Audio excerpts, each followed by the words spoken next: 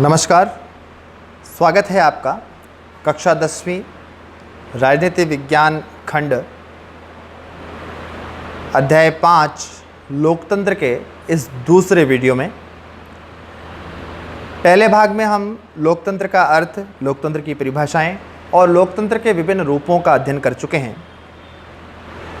हम यह भी जानते हैं कि इस पाठ से बोर्ड की परीक्षा में 2 प्रश्न आने हैं, एक 4 अंक का और एक 1 अंक का। इस दृष्टि को लेकर के ही हम अब इस दूसरे भाग में आज पढ़ेंगे लोकतंत्र के विभिन्न सिद्धांत और दृष्टिकोण। हम सब जानते हैं किसी भी विषय पर अलग अलग विचारक अपना मत अलग अलग रखते हैं और अपने मत के आधार पर कई प्रकार के विचार वह जन्म लेते हैं, कई सिद्धांत जन्म लेते हैं। लोकतंत्र संबंधी भी कई प्रकार के सिद्धांत विश्व में प्रचलित हुए हैं। समय समय पर अलग अलग सिद्धांत वह प्रभावी होता रहा है।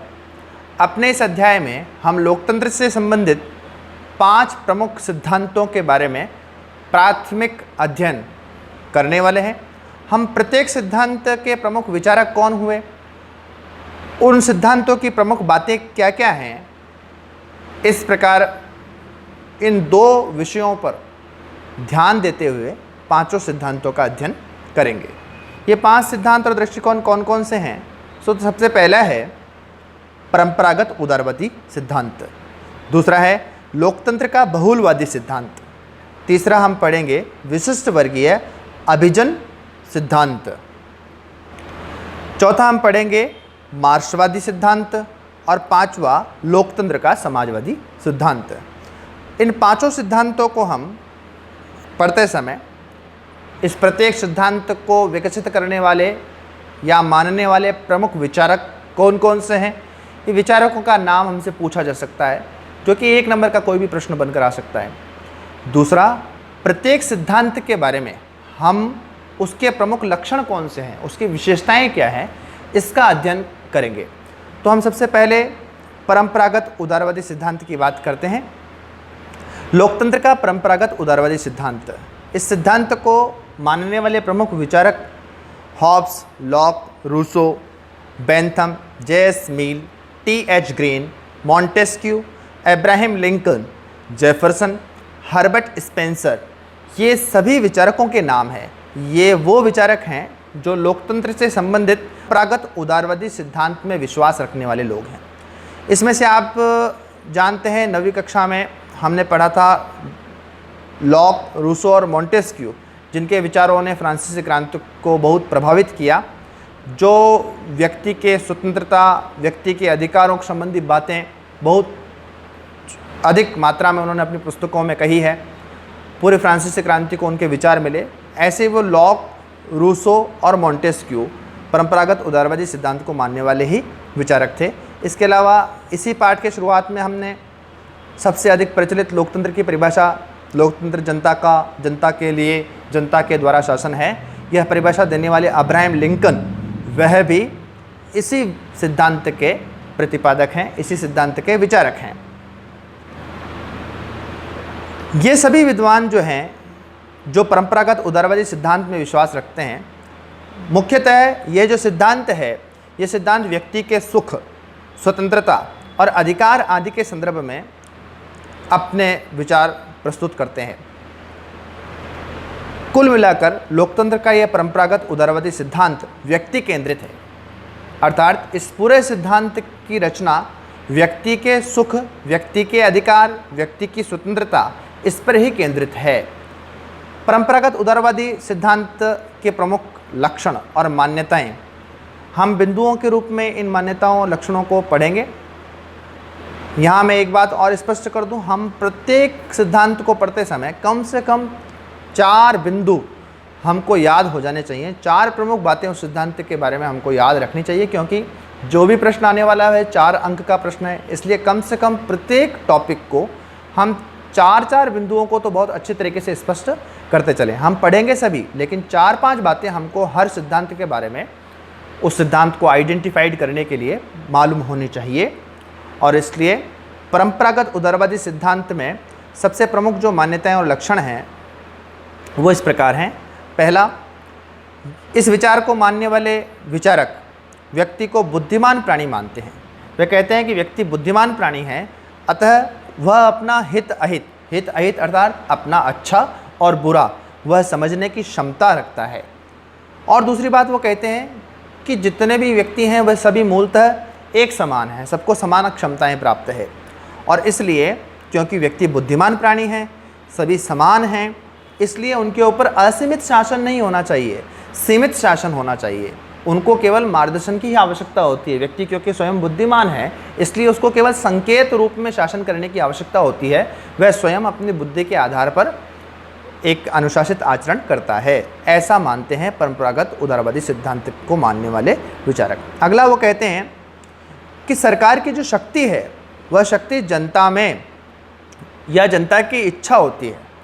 सरकार की शक्ति का आधार जनता की इच्छा होती है, अतः सरकार राजनीतिक सत्ता की मात्र न्यासी ट्रस्टी होती है।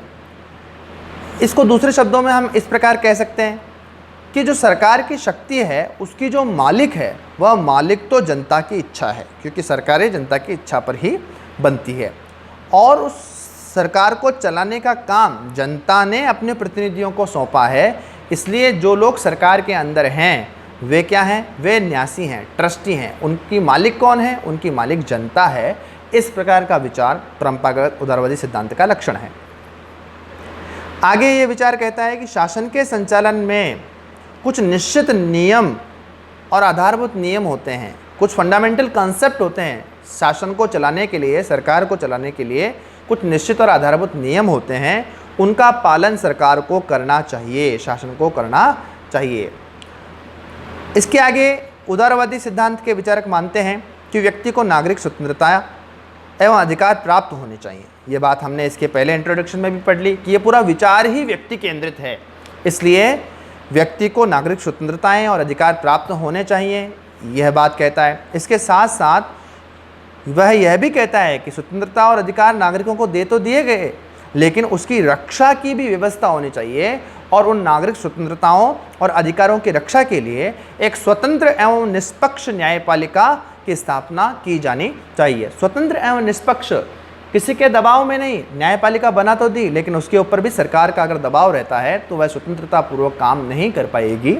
इसलिए परंपरागत उदारवादी सिद्धांत को मानने वाले लोग ये कहते हैं कि नागरिकों को स्वतंत्रता और अधिकार होने चाहिए, साथ ही साथ उनको दिए जाने वाली स्वतंत्रता और अधिकारों की रक्षा के लिए एक स्वतंत्र एवं निष्पक्ष न्यायपालिका होनी चाहिए। फिर आगे यह विचार कहता है कि निश्चित अवधि के बाद स्वतंत्र एवं निष्पक्ष चुनाव होने चाहिए। लोकतंत्र में स्वतंत्र एवं निष्पक्ष चुनाव होने चाहिए, और चुनाव तो होने चाहिए ही चाहिए। साथ ही साथ वह दूसरी बात यह भी कहती है कि एक से अधिक राजनीतिक दल होने चाहिए। चुनावों का फ़ायदा तो तभी है जब एक से ज़्यादा पॉलिटिकल पार्टीज़ हों। अगर एक ही पार्टी है, चीन की तरह, चीन में एक ही कम्युनिस्ट पार्टी है, उसी के मेंबर सरकार के अंदर आते हैं, तो फिर चुनाव करवाने का कोई फ़ायदा नहीं है। इसलिए स्वतंत्र एवं निष्पक्ष चुनाव का पक्षधर है यह सिद्धांत। साथ ही साथ लोकतंत्र में एक से अधिक राजनीतिक पार्टियों का समर्थन करता है। सरकार को जनमत का आदर करना चाहिए, जनमत का आदर करना चाहिए। जनमत अर्थात लोकतंत्र के अंदर सरकार कैसे बनती है? जनता के मत के आधार पर, पब्लिक वोटिंग के आधार पर। जनता वोट देती है, उसके आधार पर सरकार बनती है, और इसलिए जनमत का आदर, जनता ने जिसे शासन चलाने की शक्ति दी है उसका सम्मान लोकतंत्र में बना रहना चाहिए।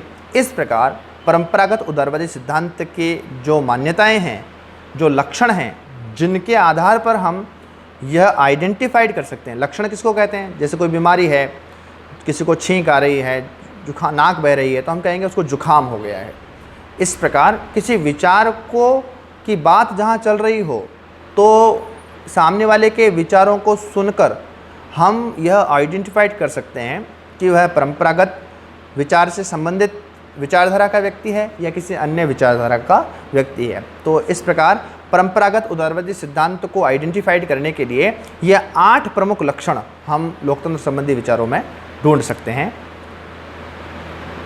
तो इस प्रकार अभी हमने लोकतंत्र के सिद्धांत जो पढ़ना प्रारंभ किया, उसमें से पहला सिद्धांत परंपरागत उदारवादी सिद्धांत हम पढ़ चुके हैं। अब हम पढ़ेंगे बहुलवादी सिद्धांत। बहुलवादी सिद्धांत, लोकतंत्र का बहुलवादी सिद्धांत एवं दृष्टिकोण, अंग्रेजी में इसका नाम है प्लूरलिस्ट।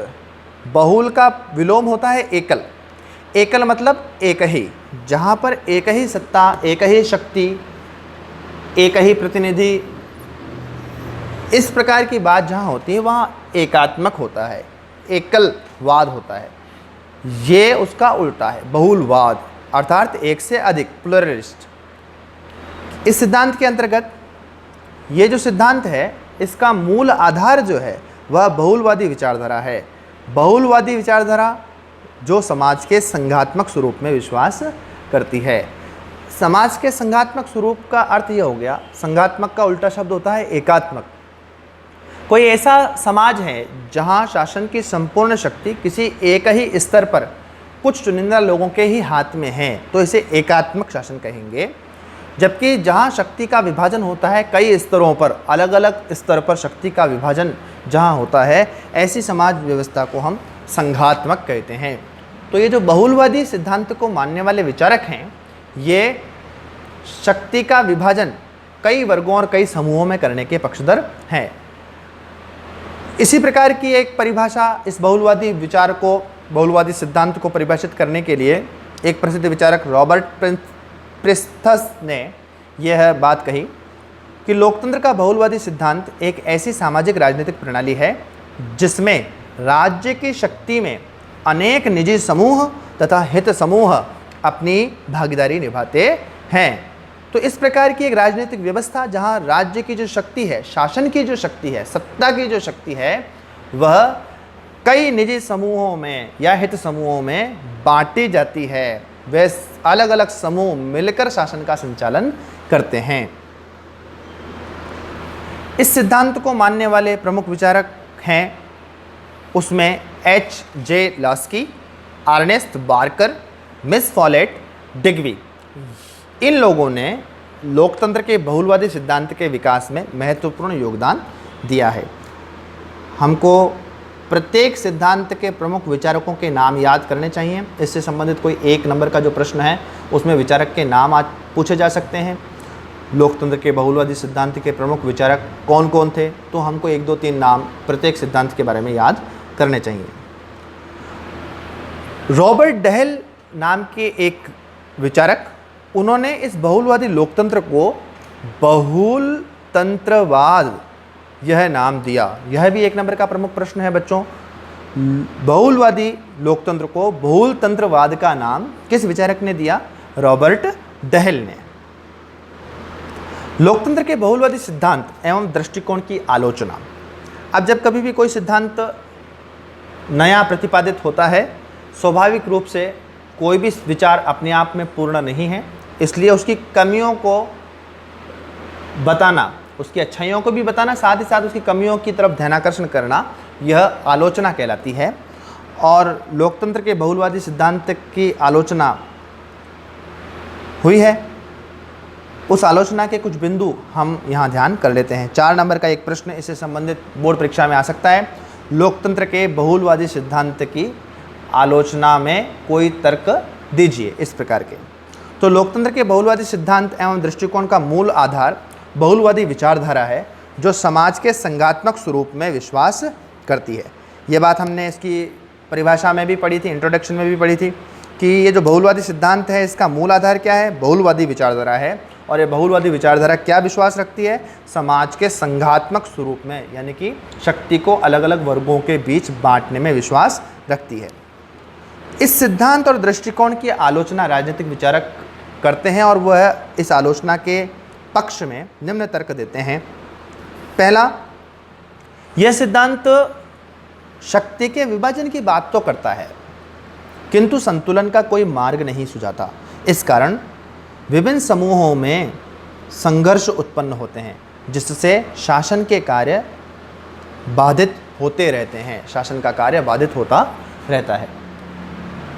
इस आलोचना से क्या समझे? तो हमने जैसे बहुलवाद की जब परिभाषा पढ़ी, उसका जब हमने परिचय पढ़ा, तो हमने ये देखा है कि वह संघात्मक स्वरूप अर्थात शासन की शक्ति को, राज्य की शक्ति को अलग अलग वर्गों के बीच में बांटने की बात तो करता है, शक्ति के विभाजन की बात तो करता है, लेकिन जब अलग अलग वर्गों के बीच शक्ति को बांटी जाएगी तो उनके बीच में संतुलन कैसे रहेगा, वे एक दूसरे के साथ तालमेल कैसे करेंगे, समन्वय कैसे करेंगे, ऐसा कोई समन्वय का मार्ग बता पाने में बहुलवादी विचार वह सक्षम नहीं होता। और इसके कारण से जब एक ही राज्य में अलग अलग शक्ति के केंद्र हो जाते हैं तो उनके बीच में संघर्ष की स्थिति उत्पन्न होती है।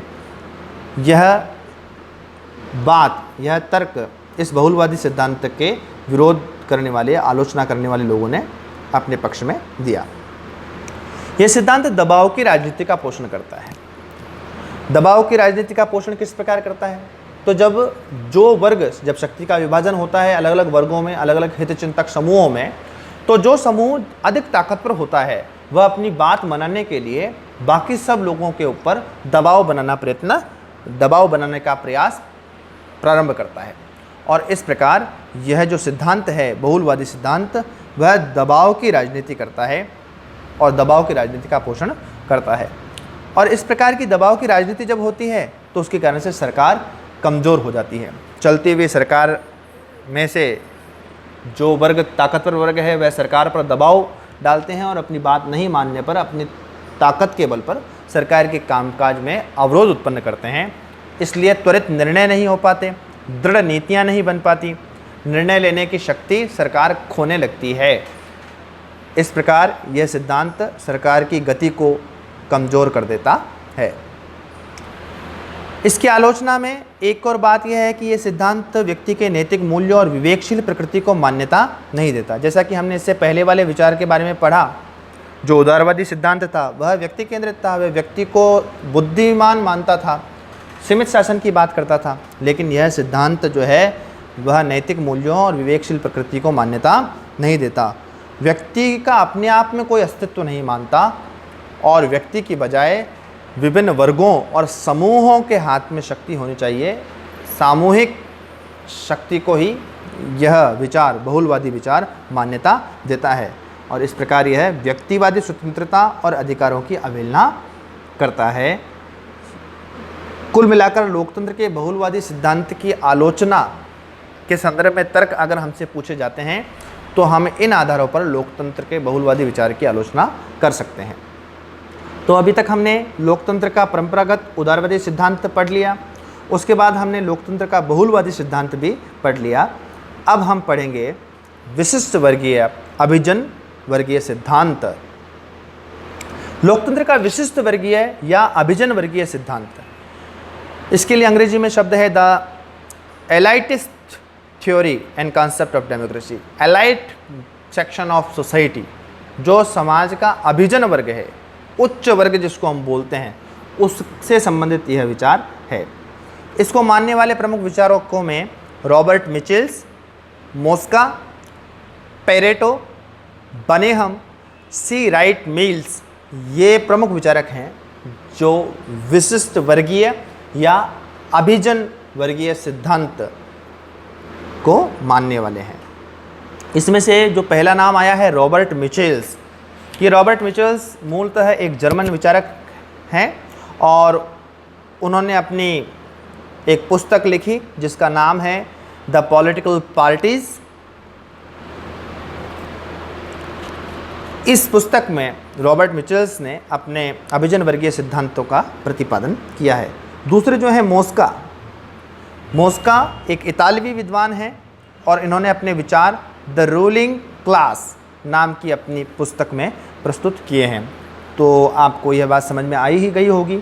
एक एक नंबर के प्रश्न जब हम तैयार करने लगेंगे तो इन दोनों प्रमुख विचारकों के नाम आ गए हैं। तो विशिष्ट वर्गीय सिद्धांत के प्रमुख प्रतिपादक, प्रमुख विचारक कौन कौन हो गए? रॉबर्ट मिचेल्स, मोस्का, और इससे संबंधित दो प्रश्न और बन गए। रॉबर्ट मिचेल्स की पुस्तक का नाम द पॉलिटिकल पार्टीज और मोस्का की पुस्तक का नाम द रूलिंग क्लास। तो पुस्तकों का नाम देकर के उनके विचारकों का नाम भी पूछा जा सकता है और विचारकों का नाम देकर उनके द्वारा लिखी गई पुस्तक का नाम भी पूछा जा सकता है। तो इसको हम याद करेंगे। विशिष्ट वर्गीय या अभिजन वर्गीय सिद्धांत की प्रमुख मान्यताएं। सबसे पहली बात तो लोकतंत्र के सिद्धांत की संपूर्ण विचारधारा का केंद्र अभिजन वर्ग है। अभिजन वर्ग आप सब लोग समझ गए होंगे, समाज का हायर सेक्शन ऑफ सोसाइटी, उच्च वर्ग, जो पढ़ा लिखा कह लो या जिसके पास में वित्तीय ताकत है, जो मालिक वर्ग है, जो पूंजीपति वर्ग है, ऐसा जो हाई प्रोफाइल जो लोग हैं उसके लिए शब्द इस्तेमाल होता है अभिजन। तो ये संपूर्ण अभिजन वर्गीय सिद्धांत, विशिष्ट वर्गीय सिद्धांत जो है यह ऐसे अभिजन वर्ग पर केंद्रित विचार ही है। लोकतंत्र का यह सिद्धांत मानकर चलता है कि प्रत्येक समाज में दो वर्ग होते हैं, एक शासक वर्ग होता है और एक शासित वर्ग होता है। एक तो राज करने वाले और एक उस राज्य में रहने वाले, जिसमें से जो शासक वर्ग होता है वह अल्पमत में, उनकी संख्या कम होती है, जबकि जो शासित वर्ग है वह असंगठित किंतु बहुमत में होता है। शासक वर्ग संगठित होता है, कम संख्या में होते हैं लेकिन वो संगठित होते हैं, ऑर्गेनाइज्ड होते हैं, और जो शासित वर्ग है वह संख्या में अधिक होते हैं, बहुमत में होते हैं लेकिन असंगठित होते हैं। लेकिन जो अभिजन वर्ग है, एलाइट ग्रुप ऑफ सोसाइटी, ये जो उच्च वर्ग है समाज का, इनको शासन में बने रहने के लिए शासित वर्ग को सामान्य जन का चुनावी समर्थन प्राप्त करना आवश्यक होता है।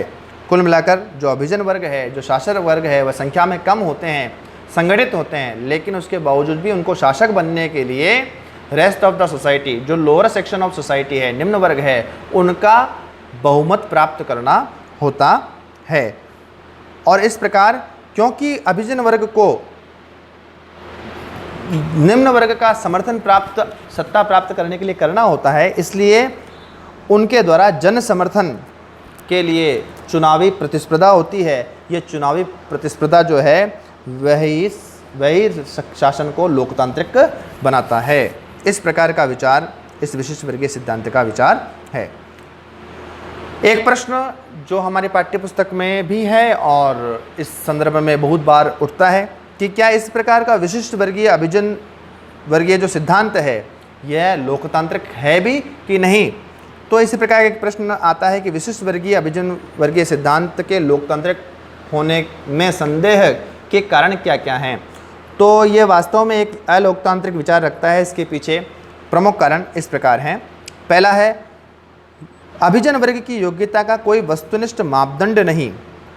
इस योग्यता में गुणवत्ता का अतिक्रमण अंतर्निहित है जो समाज में मानव को पशु समूह में बदल देगी। जिस शासित वर्ग को उन्होंने कहा कि समाज दो वर्गों में होता है, एक शासित वर्ग होता है जो कि संगठित होता है, अल्पमत में होता है, लेकिन वह शासक वर्ग जो है वह शासित वर्ग से जनमत प्राप्त करने के लिए और चुनाव करता है, इसके कारण से वह लोकतांत्रिक स्वरूप विकसित होता है। तो यह पूर्णतः ही एक अलोकतांत्रिक विचार है। दूसरा, यह सिद्धांत लोकतंत्र को केवल राजनीतिक व्यवस्था के रूप में देखता है। जीवन दर्शन के रूप में लोकतंत्र की उपेक्षा इस सिद्धांत की एक बड़ी कमजोरी है। तीसरा, यह सिद्धांत राजनीतिक शक्ति का न तो संस्थाकरण करता है न ही उसे जन आधारित बनाता है। अतः शक्ति व्यक्ति केंद्रित होकर तानाशाही व्यवस्था की सूत्रधार बन जाती है। कुल मिलाकर ये विशिष्ट वर्ग जिसकी बात करता है ये सिद्धांत, वो विशिष्ट होने के लिए उसकी क्या योग्यताएं होनी चाहिए इस बात को वह स्पष्ट नहीं करता। और क्योंकि वह स्पष्ट नहीं करता तो फिर यह व्यक्ति केंद्रित विचार जो है वह धीरे धीरे तानाशाही में बदल जाता है। यह यथार्थ के दोषों को भी न्याय संगत ठहराने वाला रूढ़िवादी प्रतिक्रियावादी सिद्धांत है। तो जब हमारे सामने यह प्रश्न आता है कि विशिष्ट वर्गीय अभिजन सिद्धांत के लोकतांत्रिक होने के बारे में संदेह के कारण क्या हैं, तो ये चार कारण हमको ध्यान में आते हैं जिसके कारण से हम इस सिद्धांत को लोकतांत्रिक नहीं कह सकते। तो अभी तक हमने पढ़ लिया परंपरागत उदारवादी सिद्धांत, उसके बाद हमने बहुलवादी सिद्धांत को पढ़ा, अभी हमने विशिष्ट वर्गीय सिद्धांत को पूरा पढ़ा। अब हम बढ़ रहे हैं मार्क्सवादी सिद्धांत की तरफ। लोकतंत्र का चौथा प्रमुख विचार है मार्क्सवादी सिद्धांत। इसमें नाम ही आया है, एक विचारक कार्ल मार्क्स के नाम पर यह विचार का नाम पड़ा। मार्क्सवादी सिद्धांत लोकतंत्र के एक विशिष्ट रूप को प्रस्तुत करता है जो अपने प्रकृति के एक प्रकार का आर्थिक लोकतंत्र है, किंतु मार्क्सवादियों ने इसे जनवादी लोकतंत्र कहना पसंद किया, पीपुल्स डेमोक्रेसी। कुल मिलाकर ये लोकतंत्र में आर्थिक आधार पर लोकतंत्र की व्याख्या है जिसे मार्क्सवादी सिद्धांत के रूप में जाना जाता है। यह विचार मूलतः अभिजन वर्गीय, जो अभी हमने जस्ट पहले पढ़ा, और पूंजीवादी लोकतंत्र के विरोध के कारण से उत्पन्न हुआ। जब अभिजन वर्ग ने कहा कि समाज के अंदर एक अभिजन वर्ग होता है, उच्च वर्ग जो मालिकों का वर्ग है, वह शासक वर्ग है, और एक शासित वर्ग है, तो जो समाज का श्रमिक वर्ग है, उस श्रमिक वर्ग की आवाज़ बनकर आर्थिक समानता की बात करने के लिए इस विचार की उत्पत्ति हुई। तो जहाँ अभिजन वर्गीय सिद्धांत विशिष्ट लोगों अर्थात पूंजीपति समूहों के हाथों में सत्ता की बात करता है, वहीं मार्क्सवादी विचारक जो हैं वह श्रमिक वर्ग के हाथ में सत्ता की वकालत करते हैं। यह सिद्धांत समाज में आर्थिक समानता पर बल देता है, साथ ही इस समानता की स्थापना के लिए क्रांति या आंदोलन को भी न्यायोचित बताता है।